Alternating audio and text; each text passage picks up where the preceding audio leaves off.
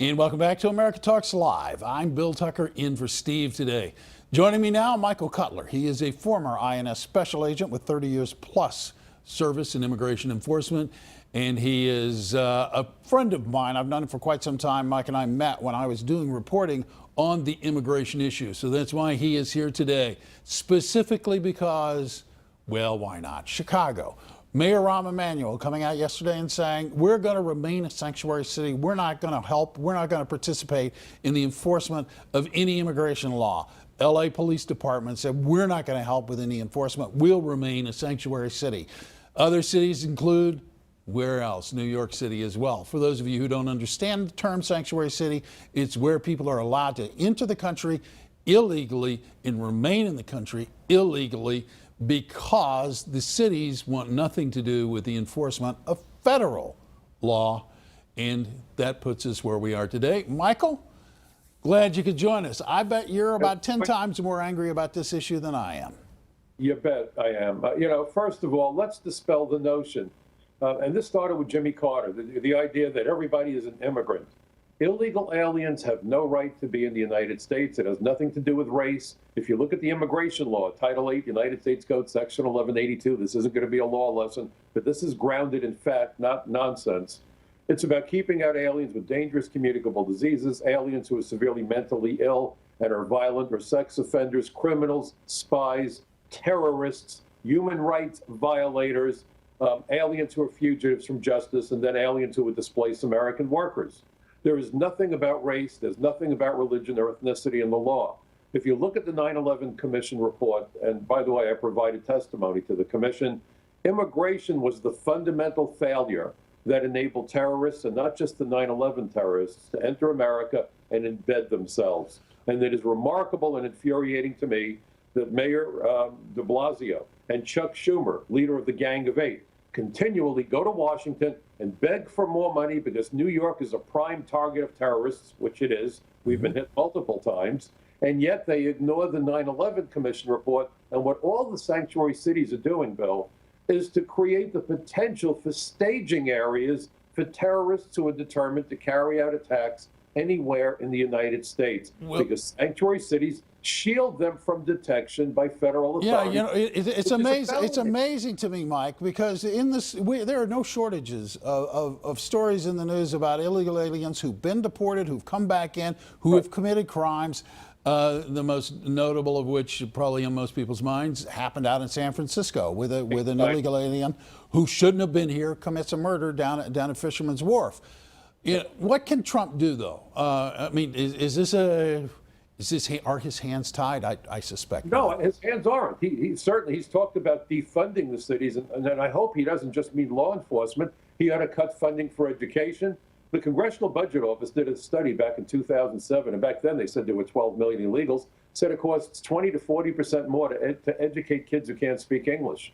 By the way, if ever we had an amnesty program of any sort, they could all bring their kids here. We're talking about the potential for millions more students.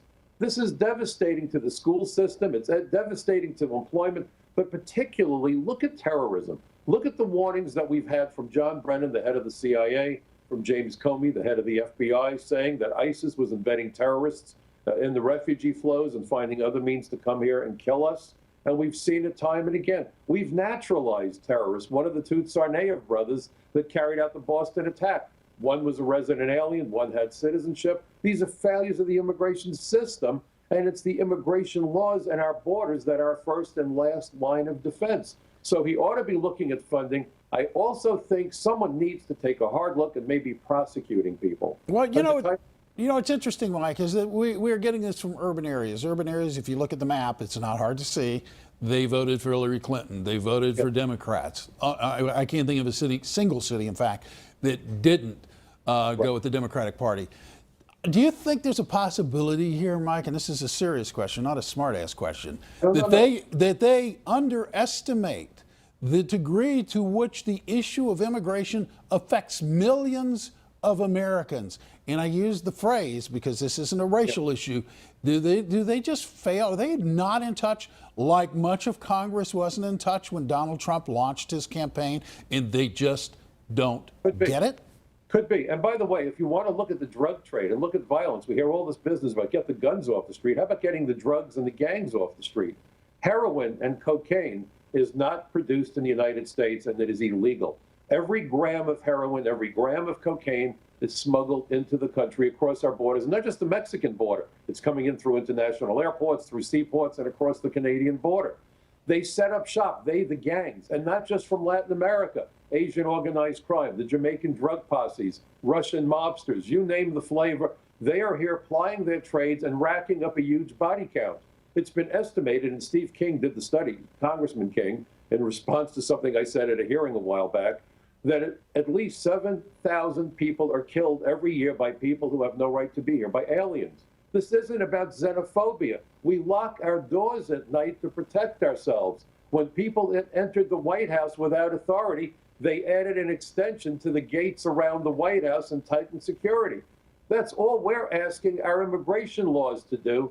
Keep out those people who threaten our lives and people who, by the way, are displacing American workers. The problem is they are doing a political equation. On one side of the balance are votes and campaign contributions, but on the other side of that scale, Bill, national security and American lives. And that's one hell of a scale, isn't it? Yeah, it is. We only have a minute left, so I'm going to ask you to answer this really, really quickly. Do you think there's any chance that the people in those cities say enough and maybe want to change in leadership? Because those illegal aliens, Mike, as you know, can't vote, or at least not supposed to be able to anyway. Well, they are voting, and we've seen that with the identity documents they're providing to the illegals in New York City, which is another outrage. But yes, that's what elections are for.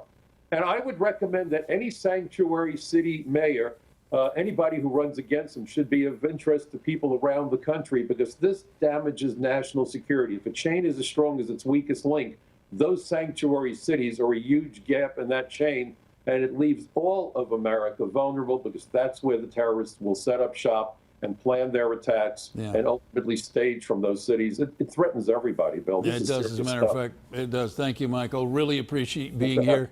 Good to see you again. Take care of yourself. Okay, folks.